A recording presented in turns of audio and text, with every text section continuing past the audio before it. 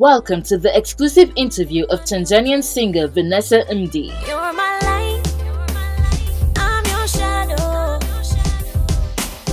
Never gonna let you go. You're my shine. What was growing up like? Wow, growing up was very fun, really fun. I got to see the world and experience a lot of its greatness at a very young age. My parents were diplomats, so I traveled around the world really, really young. I have a lot of siblings and we're very tight-knit, so they're like my heartbeat. They're really the biggest critics you'll ever meet ever. But they make my life very enjoyable. My mother is a pastor, and so she's very critical but also very supportive. So growing up was fun. I got to be a worldly African, a world citizen at a very young age, and experience the best of both worlds.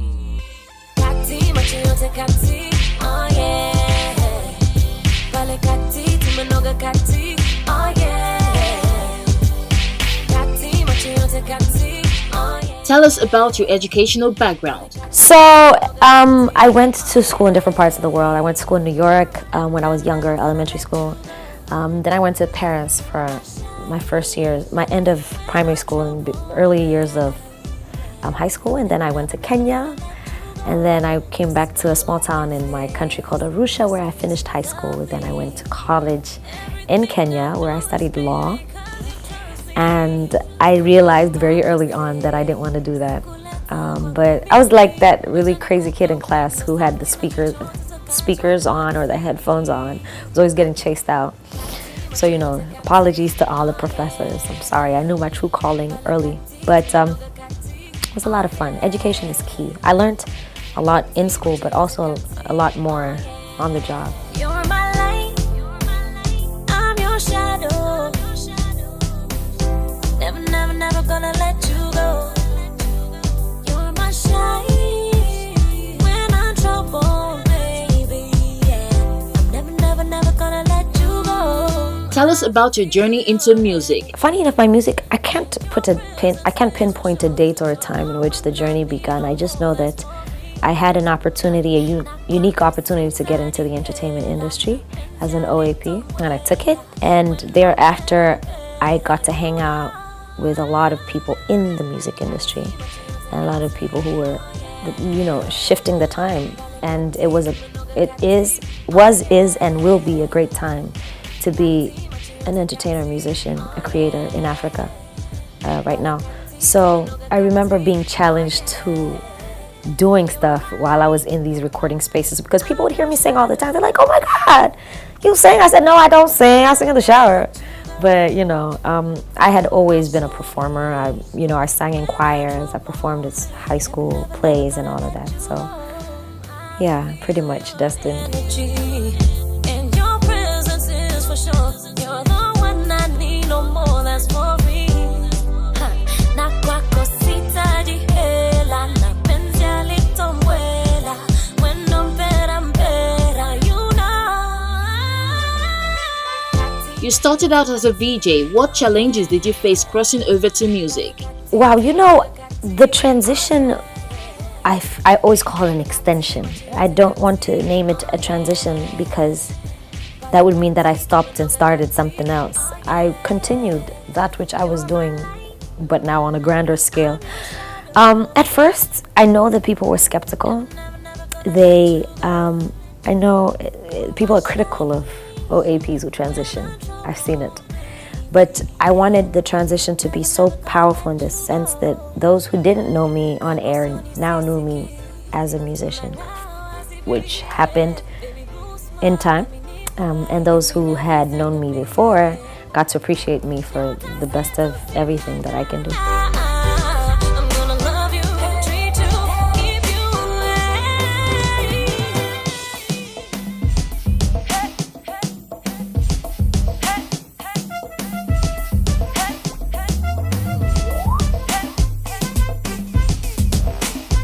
Were your parents in support of your music career? My mom, I actually did not tell her anything. I didn't tell her that I was pursuing a career in music. I didn't tell her that she would hear me on the radio.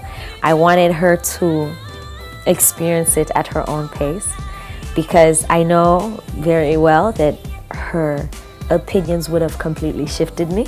So she tells me about the first time she heard my song. She was standing outside her house, and what we call a boda boda and you call an okada drove past and was blasting this song, and she's heard this very familiar voice, and she was like, so she just put it past her, and she kept hearing this over and over again because the song caught so much life and it was a smash hit. She would hear it over and over again until someone said to her, you know that's Vanessa, right? And she was like, of course. So what ended up being a light bulb moment also ended up being a moment of confrontation between me and her, where she was like, why didn't you tell me? Well done.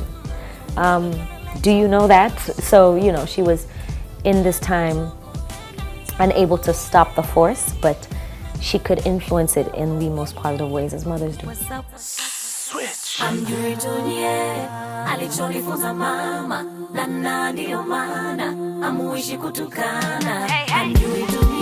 What motivates you to keep going? The one thing that motivates me the most is that you only have really one life to live, so you can define it. And this is just me defining my life. I don't want to set parameters or boundaries or caps to what it is I'm able to do.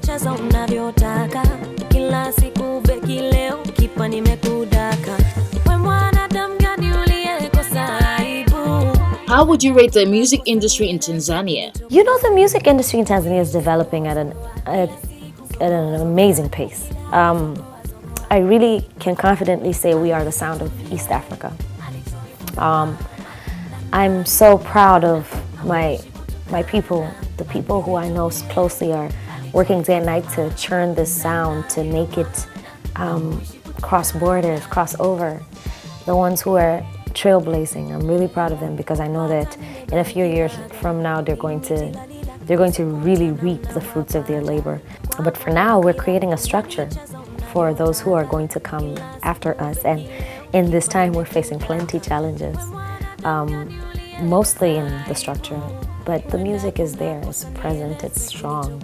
There's something about the East African sound that makes you want to dance, makes you want to fall in love, makes you want to gather your neighbors and hug and be merry, and that's what music's supposed to do.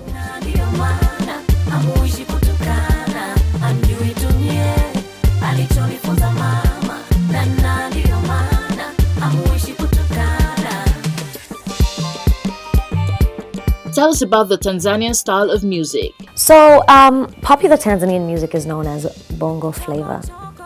Now, there's bongo flavor that is influenced by hip-hop, which a lot of hip-hop cats actually don't want to be put in that bracket, but to be honest, popular music is popular music.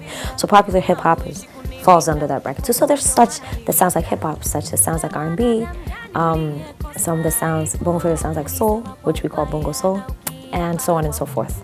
The music is, number one, defined by the fact that it is predominantly performed in Swahili. Then thereafter, it has traces and influences of Swahili culture and music. So therefore, you'll find influences from folk Tanzanian music with drum patterns and just even melodic switches in the performer's style. Diamond comes from that school of music. The sound he performs is known as Baibuda. It also has Taarab influences. Taarab is from Zanzibar, which is very much the core of Swahili culture. And one thing you'll notice about Swahili music, it sounds very coastal, very almost Arabic, influenced by a lot of that sound. That's what it sounds like at its core. But other than that, now we grew up in the 90s, so we were listening to 90s R&B, we were listening to 90s hip-hop, we were listening to Spice Girls and Destiny's Child and all of that other stuff. So all these other influences that we grew up listening to have now kind of merged and become this big gumbo of what we call bongo flavor.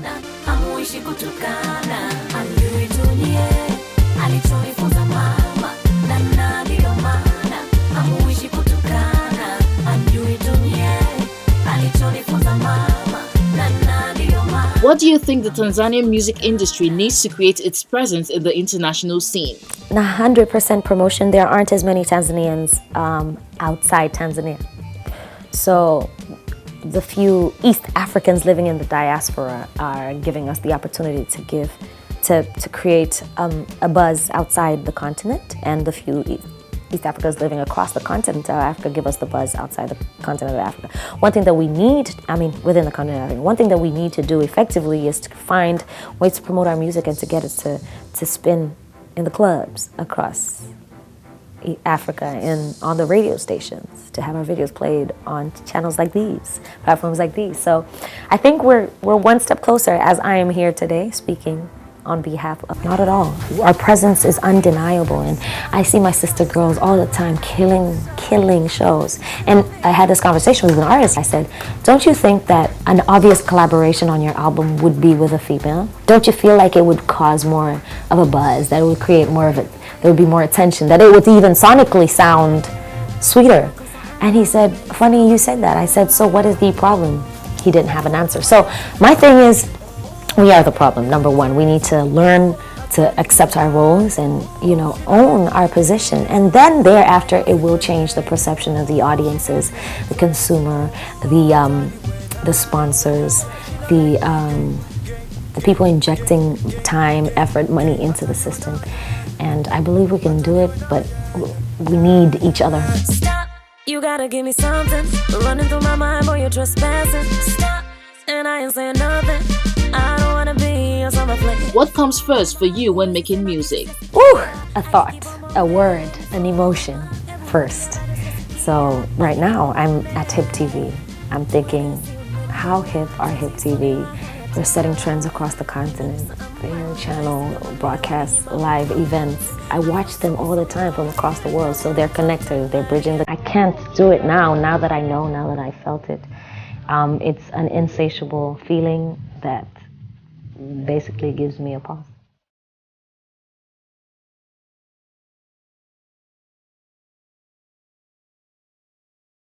Looking back, did you ever think you would be here today? Man, I definitely knew I would, but not in this way. God shows off all the time. So God is definitely showing.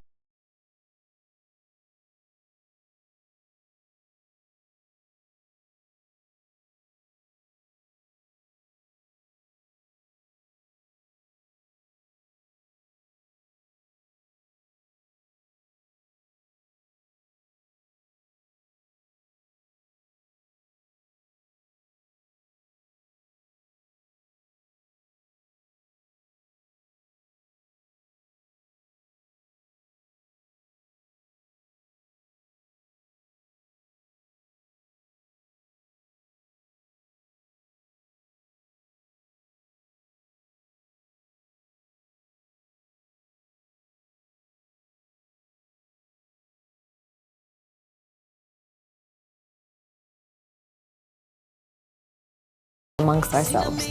No, I don't. We are one. We are absolutely one. And the quicker we realize it, the stronger we'll be.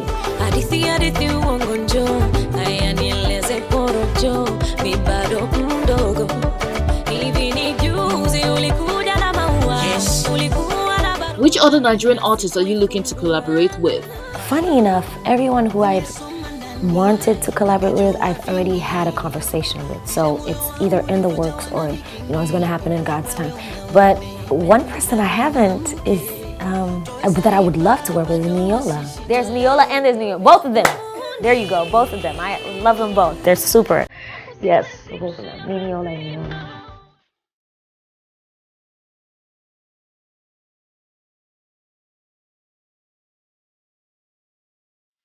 What do you look out for when choosing who to collaborate with? One, there has to be chemistry. We have to be able to have a conversation as people first.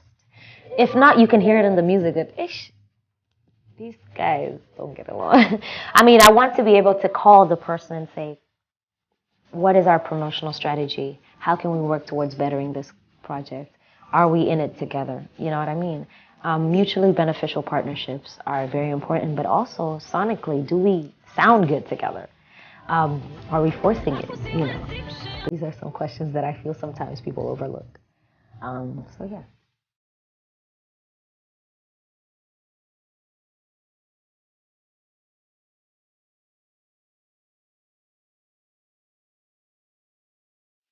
How do you handle critics? First of all, I would like to thank Instagram for providing the no comment section. Okay, at first for a long time I stopped reading the comments, not because I didn't want to engage with my fans. I really do. I love engaging with my fans. And the positivity is always above the negativity, day in, day out. But I know that I'm also a sensitive human being. And as much as we hate to admit it, these little bits and pieces of negative information stick in your head and subconsciously alter the structure of your thinking or the way you act or react or create. So, a lot of the time I use it as fuel, but most of the time I don't use it at all. So I stopped reading the comments. But then sometimes you meet them anywhere, anyhow. You can't time a critic. So how I react, what do I use it for? I use it as fuel. But also, I try not to pay attention to all of that because there's so much more positivity. Like, it trumps all of the other stuff.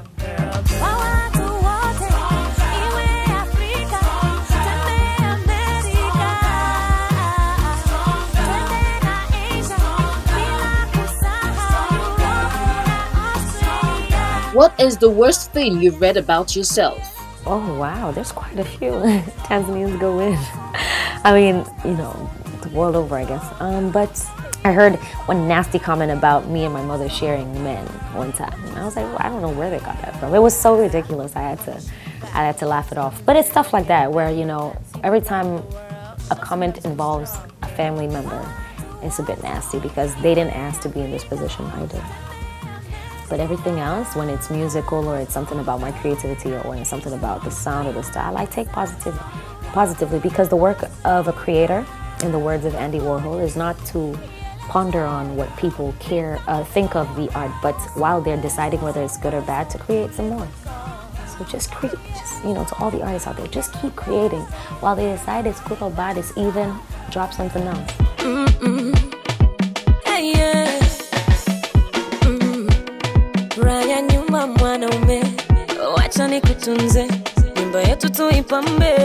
What are your plans for the rest of the year? So I'm finishing off my debut album, Money Mondays. It should be out by 2017.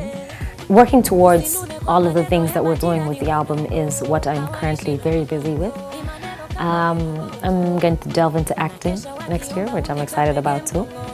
So 2016 has been a blessed year and is continuing to be so. I couldn't be more grateful. And, just continuing to put out some good, positive material that's going to inspire, shape, and change the times is what I'm about.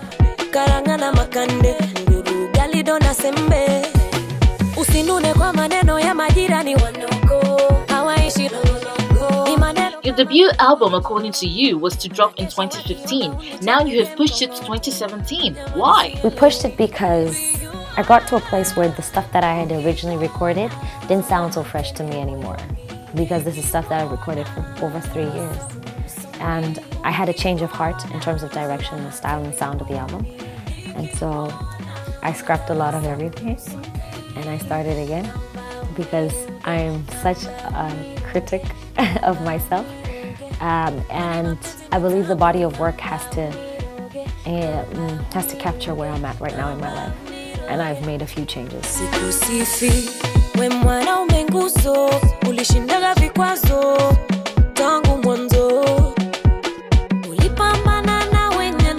If you could change one thing about yourself, what would it be? Absolutely nothing. You're my dream in my life.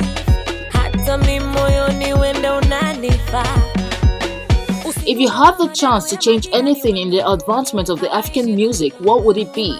I would create a more solid structure for everybody so that artists have revenue, recurring revenue for a long time, so their bodies of work are protected better. I would also change the perception of musicians and music makers and artists. We are human beings, talented human beings who just want to entertain and share that which rumbles inside of us. So I would change that.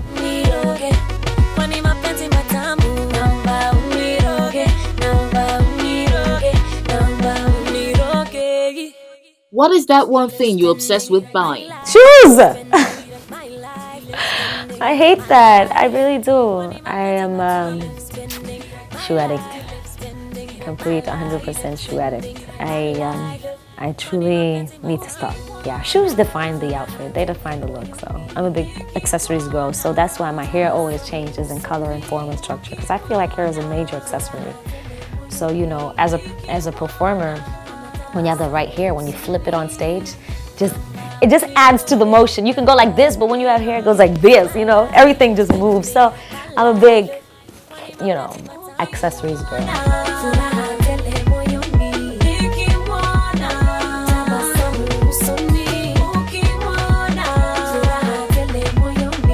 What is your philosophy of life? If not now, when? If not me, who? Nice, she got it tatted. Yeah.